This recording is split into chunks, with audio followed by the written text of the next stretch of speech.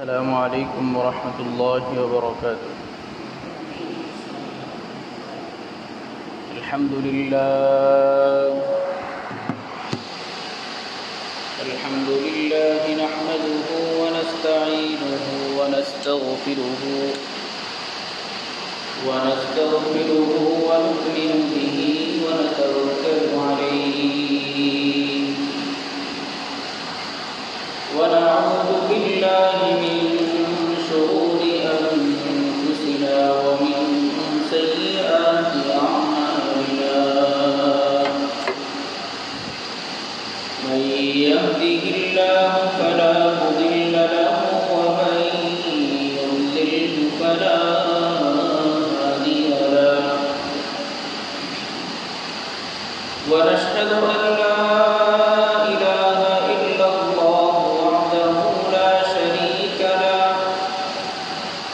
ونشهد أن سيدنا وسندنا وحبيبنا وحبيب ربنا وطبيبنا وطبيب قلوبنا ومولانا محمدا عبده ورسوله صلى الله تعالى عليه وعلى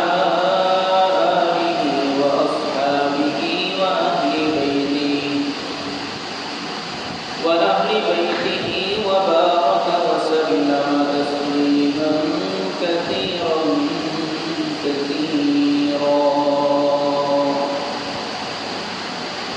أما بعد فأعوذ بالله من الشيطان الرجيم.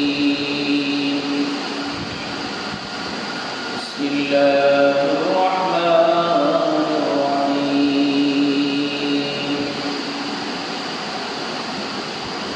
وإذ قالوا اللهم إن كان هذا هو الحق من عندك فأمطر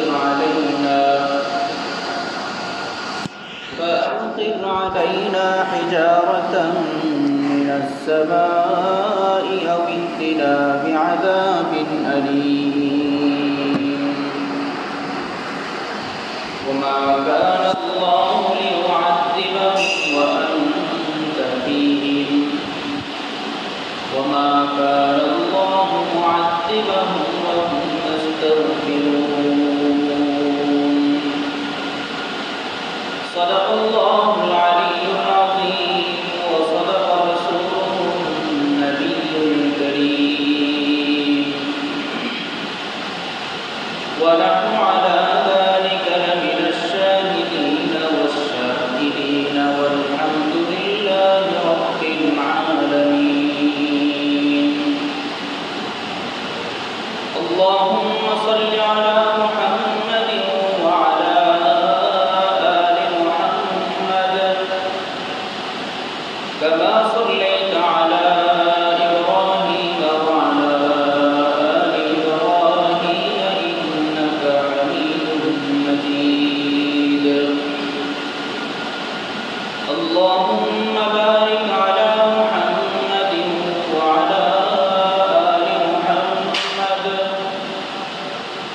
كما باركت على إبراهيم وعلى آل إبراهيم إنك حميد مجيد. شافعي روز جزا وخطيب أنبياء. شافعي روز جزا وخطيب أنبياء صاحب حوض وظل خدا روز عتيد. صاحب حوض وظل خدا روز عتيد. صاحب خلق عظيم ومظهر جود عميم. صاحب خلق عظيم ومظهر جود عميم. آية رحمت کے شان علم وسط رحیم. آية رحمت کے شان علم وسط رحیم. رحمة للعالمين قال تشهد وند كريم. رحمة للعالمين خاندش خداوند کریم خلق خلق و قول و فعل و هدی و سمت و حمید خلق خلق و قول و فعل و هدی و سمت و حمید الحمدللہ اللہ رب العزت والجلال کی شکر و سجود যে আল্লাহ সুবহানাহু ওয়া তাআলা মেহেরবানি করে দুনিয়াবি সকল ব্যস্ততা থেকে ফারিগ রেখে আল্লাহর ঘরে মসজিদে জুমার নামাজ আদায়ের লক্ষ্যে আগে আগে এসে বসার তৌফিক দান করেছেন, সেজন্য আমরা কৃতজ্ঞতা স্বরূপ অন্তরস্থল থেকে শুকরিয়া আদায় করি, বলি আলহামদুলিল্লাহ। মুহতারাম হাজিরিন, রাসূল করিম সাল্লাল্লাহু আলাইহি ওয়াসাল্লামের যুগ থেকে নিয়ে আজ পর্যন্ত পৃথিবীতে এমন অনেক মানুষ গত হয়েছে যারা আল্লাহ রাব্বুল আলামিনের পক্ষ থেকে রাসূলুল্লাহ সাল্লাল্লাহু আলাইহি ওয়াসাল্লামের উপর যে কোরআন অবতীর্ণ হয়েছে, এই কোরআন বানোয়ার, এই কোরআন বিভিন্ন পূর্ববর্তীদের ইচ্ছা কাহিনী এবং বিভিন্ন কাল্পনিক ঘটনা চাইলেই তারা বানাইতে পারবে, এই ধরনের দাবি, এই ধরনের কথাবার্তা পৃথিবীর যুগে যুগে অনেক মানুষ বলেছে। কিন্তু পৃথিবীতে আজ পর্যন্ত কেউ কোরআনুল কারীমের একটি সূরাও বানাইয়া দেখাইতে পারে না। কি বলেন, পারছে? সামনেও পারবে? তো আজকে আমি যে আয়াতে কারীমা তেলাওয়াত করেছি, এই আয়াতের মধ্যে আল্লাহ রাব্বুল আলামিন রাসূলুল্লাহ সাল্লাল্লাহু আলাইহি ওয়াসাল্লামের সময়ের একজন কট্টর কাফের, রাসূলুল্লাহ সাল্লাল্লাহু আলাইহি ওয়াসাল্লামের চরম দুশমন ছিল। একটা ছিল কাফের, স্বাভাবিক, আমি ইসলাম ধর্ম গ্রহণ করলাম না, স্বাভাবিক। আরেকটা হচ্ছে কট্টর কাফের। আমাদের দেশের মধ্যে হিন্দু আছে, অনেক হিন্দু আছে, কিছু আছে স্বাভাবিক, আমি আমার মতো চলতেছি, আমার ধর্ম আমি পালন করতেছি, কার কি হচ্ছে এটা আমার দেখার বিষয় না। মুসলমানদের ধর্ম পালন করবে, আমি আমার ধর্ম পালন করি, স্বাভাবিকভাবেই যাই, এই ক্ষেত্রে কঠোরতা করার কিছু নেই। আর কিছু কঠোর হিন্দু আছে, তাদের কথা হচ্ছে আমি আমারটা পালন তো করবো, আমারটা অন্যের উপর চাপিয়ে বলি। এই প্রকৃতির কিছু লোক আছে, তারা হচ্ছে কট্টর হিন্দু। তো রাসূলুল্লাহ সাল্লাল্লাহু আলাইহি ওয়াসাল্লামের সময়ের যেই কাফের সম্পর্কে আল্লাহ তাআলা এই আয়াত নাযিল করছে, এই ব্যক্তির নাম ছিল, ওই কাফেরের নাম ছিল নজর ইবনুল হারিস। সে কট্টর কাফের ছিল, রাসূলুল্লাহ সাল্লাল্লাহু আলাইহি ওয়াসাল্লামের দুশমন ছিল, ইসলামের দুশমন ছিল এবং আল্লাহ রাব্বুল আলামিনের দুশমন ছিল। তো ওই ব্যক্তি একটা কথা বলছিল কোরআনুল কারীম সম্পর্কে। এই কথার জবাবে আল্লাহ তাআলা যে আয়াতে কারীমা আমি তেলাওয়াত করেছি, এই কথাটা হচ্ছে তার ওই কথার জবাবে আল্লাহ তাআলা নাযিল করেছে। রাসূলুল্লাহ সাল্লাল্লাহু আলাইহি ওয়াসাল্লাম যখন নবুয়ত প্রাপ্ত হন নাই, স্বাভাবিক ছিলেন, সেই সময়ে ওই ব্যক্তি পারস্যে চলে গিয়েছিল পড়াশোনা করার জন্য। আমাদের দেশ থেকে বিভিন্ন মানুষ ইউরোপ, আমেরিকা, বিভিন্ন দেশে যায় না পড়তে, ওইরকম সে পড়াশোনা করার জন্য পারস্যে চলে গেছে। তো সেখানে তার পড়াশোনার বিষয় ছিল বিভিন্ন পূর্ববর্তীদের যেই সমস্ত গল্প কাহিনী আছে, এই বিষয়ে সে তিরিশ করছে, এই বিষয়ে সে পড়াশোনা করছে। তো সে যখন আসছে, আসার পরে দেখলো রাসূলুল্লাহ সাল্লাল্লাহু আলাইহি ওয়াসাল্লাম যেই মুহাম্মদকে সে স্বাভাবিক দেখে গেছে, আমাদের মতোই মানুষ দেখে গেছে, এই মুহাম্মদের উপর আল্লাহ রাব্বুল আলামিনের পক্ষ থেকে নবুয়ত দান করা হয়েছে এবং জায়গায় জায়গায় বিভিন্ন স্থানে এই রাসূলুল্লাহ সাল্লাল্লাহু আলাইহি ওয়াসাল্লাম কোরআনুল কারীমের তেলাওয়াতের মাধ্যমে মানুষকে ইসলামের দিকে, আল্লাহর পথে দাওয়াত দিচ্ছে। এটা সে যখন দেখতেছে, দেখতে দেখতে সে কি করলো, সে একটা মিশন চালু করলো। রাসূলুল্লাহ সাল্লাল্লাহু আলাইহি ওয়াসাল্লাম যখনই কোথাও যায় এবং কোনো ব্যক্তিকে কোরআনুল কারীমের তেলাওয়াতের মাধ্যমে ইসলামের দাওয়াত দেয়, দাওয়াত দেওয়ার পরে রাসূল সাল্লাল্লাহু আলাইহি ওয়াসাল্লাম যখন চলে আসে, তখন ওই নজর ইবনুল হারিস ওই মজলিসে গিয়ে উপস্থিত। মজলিসে গিয়ে উপস্থিত হওয়া তার উদ্দেশ্য হচ্ছে সে সেখানে গিয়ে বলে, তোমাদের মুহাম্মদ যে পূর্ববর্তীদের গল্প বিভিন্ন কিচ্ছা কাহিনী বলে গেছে, তার চাইতেও উত্তম গল্প আমি তোমাদেরকে শোনাইতে পারবো না। কি বলেন? সে কি মুহাম্মদ সাল্লাল্লাহু আলাইহি ওয়াসাল্লাম থেকে উত্তম গল্প শোনাইতে পারবে? কখনো সম্ভব? এটা সম্ভব না। যদি সম্ভব হইতো তাহলে তো সে ইসলামের বন্ধু হইতো, ইসলামের দুশমন হইতো না। পাশাপাশি সে আরেকটা কাজ করত, সে বাহির থেকে তার একটা গায়িকা কিনে নিয়ে আসছিল। আগে তো গোলামবাদীর প্রথা ছিল, এই গোলামবাদীর মতো সে একটা গায়িকা কিনে নিয়ে আসছিল, যাদেরকে আমরা নর্তকী বলি। নর্তকী বলি না? এরকম একটা নর্তকী সে বাহির থেকে কিনে নিয়ে আসছে। নিয়ে আসার পরে সে যখন দেখে রাসূলুল্লাহ সাল্লাল্লাহু আলাইহি ওয়াসাল্লামের দাওয়াতের মাধ্যমে কোনো ব্যক্তিকে যখন দেখে সে ইসলাম ধর্ম গ্রহণ করবে অবস্থা, মানে মনটা একটু নরম হয়েছে। তো যেই সমস্ত ব্যক্তিদের মনটা একটু নরম হইতো, ইসলামের দিকে কিছুটা মায়ের হইতো, তখনই ওই নজর ইবনুল হারিস তার গায়িকাকে নিয়ে ওই ব্যক্তির সামনে উপস্থিত হয়ে কি করত? সে বলতো তাকে,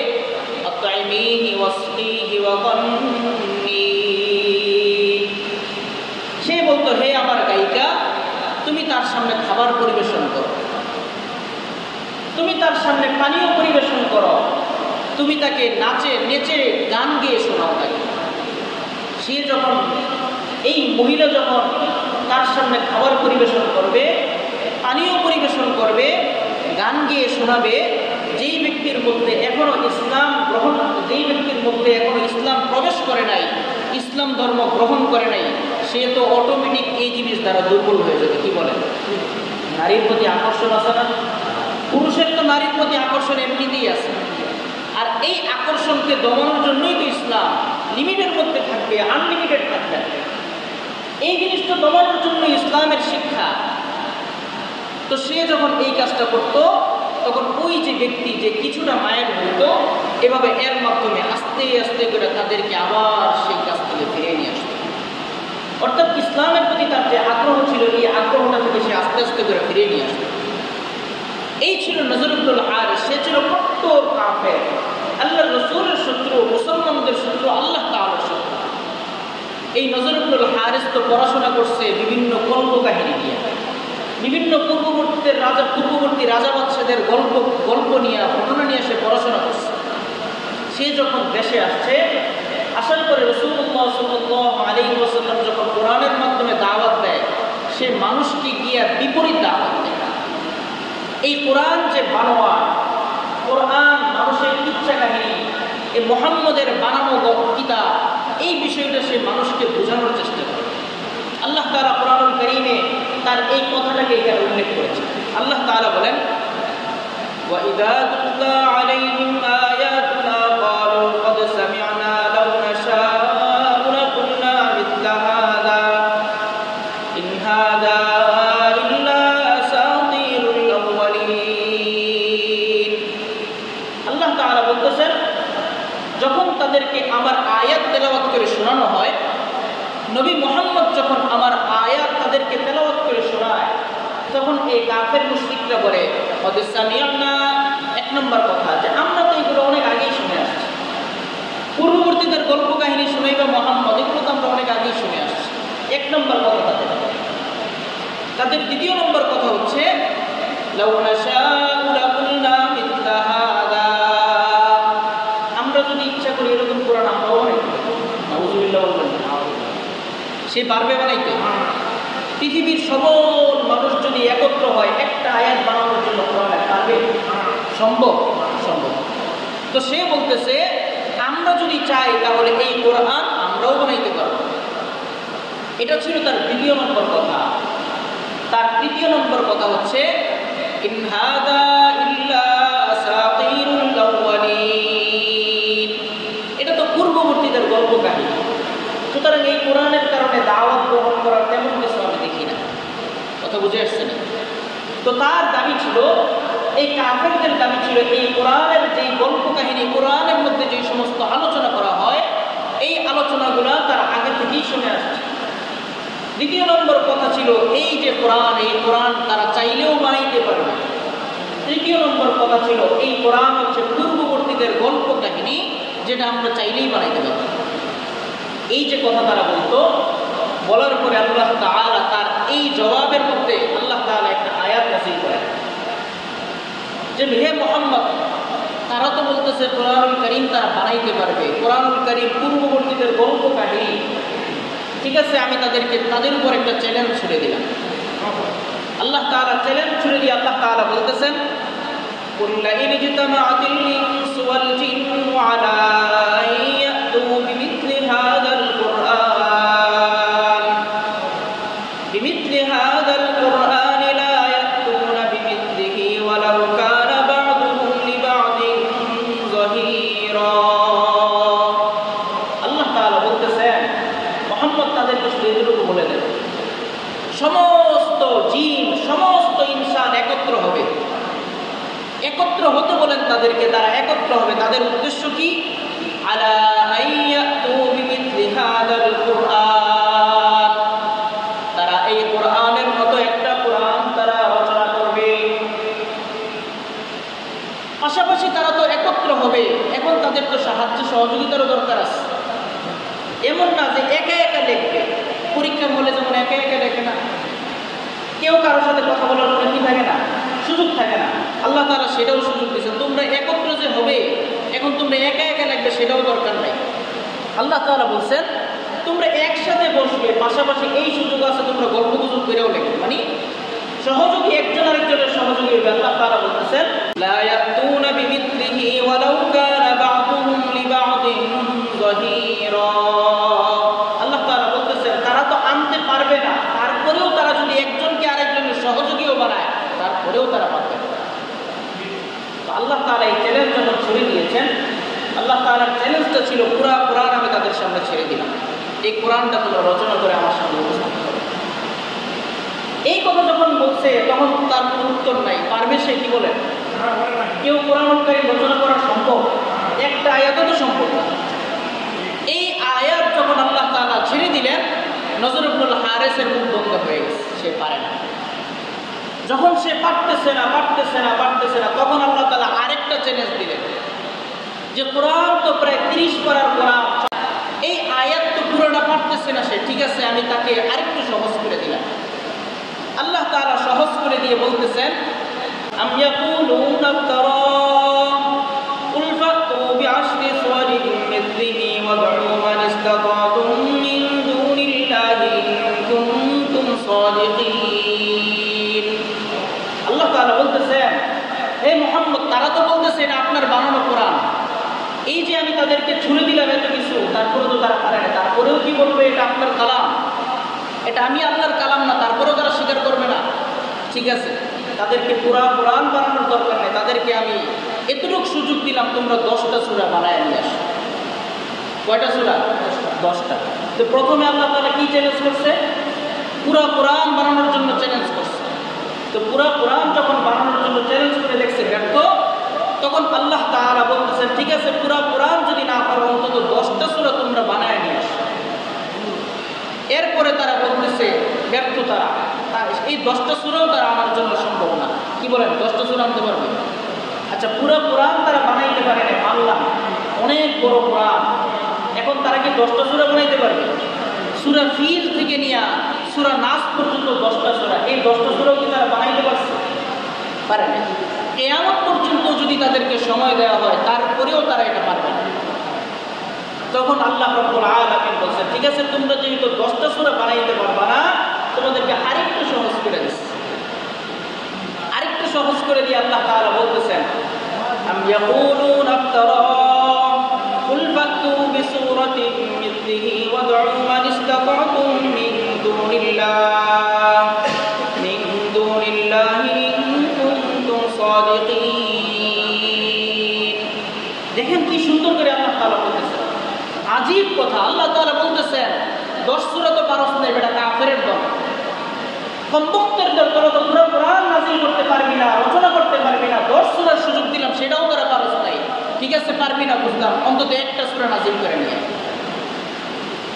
এই কথা আল্লাহ তাআলা সূরা বাকারার মধ্যে আল্লাহ তাআলা আরো সুন্দর করে বলছেন, সবাইকে চ্যালেঞ্জ করছেন। আর যারা কোরআন সম্পর্কে সন্দেহ পোষণ করে যে কোরআন আল্লাহর কালাম কি কালাম না এই বিষয়ে সন্দেহ পোষণ করে, তাদেরকে আল্লাহ তাআলা উন্মুক্তভাবে চ্যালেঞ্জ করে দিচ্ছেন। আল্লাহ তাআলা কি বলছেন? وَإِن كُنتُمْ فِي رَيْبٍ مِّمَّا نَزَّلْنَا عَلَىٰ عَبْدِنَا فَأْتُوا بِسُورَةٍ مِّثْلِهِ وَادْعُوا مَنِ اسْتَطَعْتُم مِّن دُونِ اللَّهِ إِن كُنتُمْ صَادِقِينَ। আল্লাহ তাআলা বলতেছেন, তোমাদেরকে আমি আমার বান্দা মুহাম্মদের উপর যে কোরআন নাযিল করেছি, এই কোরআন সম্পর্কে যদি তোমাদের সন্দেহ থাকে, তাহলে তোমরা এই কোরআনের একটা সূরার অনুরূপ একটা সূরা তোমরা রচনা করে নিয়ে আসো। পাশাপাশি তোমরা কি করবে? ওয়াদউ মান ইসতাতা'তুম মিন দুনিল্লাহ, আল্লাহর বিপক্ষে, আল্লাহর মোকাবেলায়, আল্লাহর বিরুদ্ধে গিয়ে তোমরা যাদের ইবাদত করো, যাদের উপাসনা করো, যাদেরকে উপাস্য হিসেবে গ্রহণ করো, তাদেরকেও তোমরা শরীক করো, সমস্যা নেই। তোমরা যে একা একা করবে না, আমি একটু সুযোগ দিলাম তোমাদেরকে, ওই তাদেরকে নিয়েও তোমরা কোরআন বানাও, যদি তোমরা সত্যবাদী হয়ে থাকো। এই যে আল্লাহ তাআলা প্রথম চ্যালেঞ্জ করছেন পুরা কোরআনের, যে পুরা কোরআন তোমাদের উপর ছেড়ে দিলাম। নজর ইবনুল হারিস, তুমি তো চ্যালেঞ্জ করছো কোরআন বানানো, কোরআনের মধ্যে গল্প কাহিনী, কোরআন মুহাম্মদের তৈরি, কোরআন চাইলেই তুমি বানাইতে পারবা, তোমাকে চ্যালেঞ্জ করলাম পুরা কোরআন বানাও। পুরা কোরআন বানানোর যখন চ্যালেঞ্জ করা হয়েছে, কি বলেন, সে কি পেরেছে? কোরআন বানাইতে পারবে? এরপরে সে যখন পারেনি, আল্লাহ তাআলা 10টি সূরার মধ্যে নিয়ে আসছে। আল্লাহ তাআলা এটা বলে নাই, ঠিক আছে 114টি সূরার মধ্যে 14টা বাদ দিলাম, 100 একবারে সব বাদ দিয়া 104টা বাদ দিয়ে আল্লাহ তাআলা 10-এর মধ্যে চলে আসছেন যে 10টা সূরা পারলে নাযিল করো, 10টা সূরা পারলে তোমরা রচনা করে দেখো। এটাও যখন পারে নাই, তখন আল্লাহ তাআলা বলছে, ঠিক আছে এটাও পারলা না, তাহলে তোমরা কি করো, একটি সূরা রচনা করে নিয়ে আসো। এরপরেও যখন তারা পারে না, আল্লাহ তাআলা সেটাও বলে দিয়েছেন, তোমরা তো আসলে পারবা না, কারণ তোমাদের সেই জ্ঞান যে নাই এটা তো আমিই জানি। আল্লাহ তাআলা এর পরের আয়াতে আল্লাহ তাআলা সূরা বাকারার মধ্যে বলতেছেন, فَإِن لَّمْ تَفْعَلُوا وَلَن تَفْعَلُوا فَاتَّقُوا النَّارَ الَّتِي وَقُودُهَا النَّاسُ وَالْحِجَارَةُ أُعِدَّتْ لِلْكَافِرِينَ। আল্লাহ তাআলা বলছেন, فَإِن لَّمْ تَفْعَلُوا, যদি তোমরা না পারো, আর কখনোই পারবা না, তোমরা যদিও না পারো আর কখনো তো তা পারবা না, আর যেহেতু পারবা না, তবে মনে রাখো, ফাত্তাকুন নারাল্লাতী ওয়াকুদুহান নাসু ওয়াল হিজারা, ওই আগুনকে ভয় করো যেই আগুনের ইন্ধন, যেই আগুনের জ্বালানি হবে মানুষ এবং পাথর, আর যেই আগুনকে আমি কাফের মুশরিকদের জন্য, কাফেরদের জন্য প্রস্তুত করে রেখেছি। কি বলেন, তারা কি কোরআন বানাইতে পারছে? পারে না। খাস কর দশক বায়াজাজ কিতাবে মুস্তাতাব, খাস কর দশক বায়াজাজ কিতাবে মুস্তাতাব, হুজ্জত ফুরকান মুআজাজ মুহকাম ফসল খিতাব, হুজ্জত ফুরকান মুআজাজ মুহকাম ফসল খিতাব। এই যে এখন নজর ইবনুল হারিসকে আল্লাহ তাআলা একের পর এক চ্যালেঞ্জ ছুড়ে দিলেন, পুরা কোরআন নাযিল করা সে ব্যর্থ, 10টি সূরা নাযিল করো, 10টি সূরা তোমরা রচনা করো, সেও ব্যর্থ। আল্লাহ তাআলা সেটাও বললেন, এই ব্যর্থতার পরে একটি সূরা অবতীর্ণ করো, রচনা করো, সেটাতেও সে ব্যর্থ। এখন সে চিন্তা করলো, আমি এত বড় নেতা, এত বড় সর্দার কাফেরের, তো এখন আমি যদি হাইরা যাই তাহলে তো অবস্থা খারাপ। হযরত মুসা আলাইহিস সালামের সামনে যখন জাদুঘররা হেরে গেছে, তখন সবাই তো দলে দলে ইসলাম ধর্ম গ্রহণ করে নিয়েছে। কি বলেন, নিছে না? এখন তারও চিন্তা হইলো এটা, এখন সে নেতা, সে নেতা যখন হাইরে গেছে, তখন পাতি নেতা যারা আছে তাদের তো বেইলি নেই। এখন সে চিন্তা করলো, এই যে একটা বিপদের মধ্যে আমি পড়ে গেলাম, এই বিপদের মধ্যে পড়ে যাওয়ার কারণে সে চিন্তা করছে এটা থেকে একটা কৌশলে সে এটা থেকে বের হতে হবে। সে বলতেছে, এই কোরআন যদি আসলেই হক হয়, তাহলে আল্লাহ যেন আমাদের উপর পাথরের বৃষ্টি দেয়, কিংবা কঠিন আযাবের মাধ্যমে যেন আমাদেরকে ধ্বংস করে দেয়। এটাও আল্লাহ তাআলা কোরআন কারীমের মধ্যে আয়াত নাযিল করে দিয়ে দিয়েছেন। আল্লাহ তাআলা বলেন, وَإِذْ قَالُوا اللَّهُمَّ إِنْ كَانَ هَذَا هُوَ الْحَقُّ مِنْ عِنْدِكَ فَأَمْطِرْ عَلَيْنَا حِجَارَةً مِنَ السَّمَاءِ أَوْ ائْتِنَا بِعَذَابٍ أَلِيمٍ। সে বলতেছে, وَإِذْ قَالُوا اللَّهُمَّ, হে মুহাম্মদ, তারা যখন বলতেছে এই কথা, ইন কানা হাযা হুয়াল হক মিন ইনদিক, এই কোরআন যদি আপনার রবের পক্ষ থেকে সত্যই হয়ে থাকে, তাহলে আপনি আপনার প্রতিপালককে বলেন একটা কাজ করতে। কি কাজ? ফামতির আলাইনা হিজারাতাম মিনাস সামা, আমাদের উপরে যেন পাথরের বৃষ্টি নাযিল করে। পাথরের বৃষ্টি নাযিল করলে আমরা বাঁচবো না মরবো? কেউ বাঁচার সুযোগ আছে? এক শিলা বৃষ্টি পড়লে আমরা ঘর থেকে বেরিয়ে চাই না। আচ্ছা, যদি পাথরের বৃষ্টিও নাযিল না করে, আউইতিনা বিআযাবিন আলীম, তাহলে কঠিন যন্ত্রণাদায়ক শাস্তির মাধ্যমে যেন আমাদেরকে ধ্বংস করে দেয়। এটা ছিল তার, এই যে একটা চ্যালেঞ্জ দিছে, সে চ্যালেঞ্জে ব্যর্থ হয়েছে। এই ব্যর্থতা থেকে বাঁচার জন্য তার একটা কৌশল ছিল এটা। তখন আল্লাহ তাআলা তো জানতেন যে সে এই কথা বলবে। কি বলেন? জানতেন না? জানতেন। আল্লাহ তাআলা জানতেন যে এই কথা বলে সে বাঁচতে চাইবে। তো আল্লাহ তাআলা দুইটা ফর্মুলা দিয়ে দিয়েছেন উম্মতের মধ্যে। এইটাই হচ্ছে পুরা খুলাসা, পুরা আলোচনার সারাংশ হচ্ছে এই আয়াত। আল্লাহ তাআলা যখন এই সমস্ত কথা সে বলতেছে, তখন আল্লাহ তাআলা একটা আয়াত নাযিল করে তার এই যে উত্তর, এই যে কথা, এই কথার উত্তর আল্লাহ তাআলা দিয়ে দিয়েছে। উত্তর কি?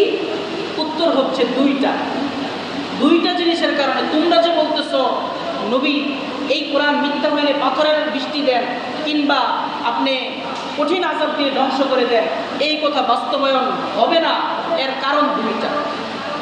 তো আল্লাহ তাআলা আয়াত নাযিল করে দুইটা কথা বলছেন। এই দুইটা কাজ যতদিন পর্যন্ত উম্মতের মধ্যে থাকবে, ততদিন পর্যন্ত এই উম্মতকে আল্লাহ তাআলা সমূলে কঠিন শাস্তি দ্বারা ধ্বংস করবেন। আয়াত কি? আল্লাহ তাআলা কি বলেন? ওয়ামা কানাল্লাহু লিউআযিবাহুম ওয়া আনতা ফীহিম ওয়ামা কানাল্লাহু মুআযিবাহুম ওয়া হুম ইস্তাগফিরুন। আল্লাহ তাআলা বলতেছেন, হে নবী, আপনাকে পাঠাইছে দুনিয়ার জন্য রহমত স্বরূপ। এখন আমি যদি আপনি থাকা অবস্থায় দুনিয়ার মধ্যে আযাব দেই, তাহলে আপনি রহমত থাকলেন কিভাবে? আযাব তো এসেই পড়লো।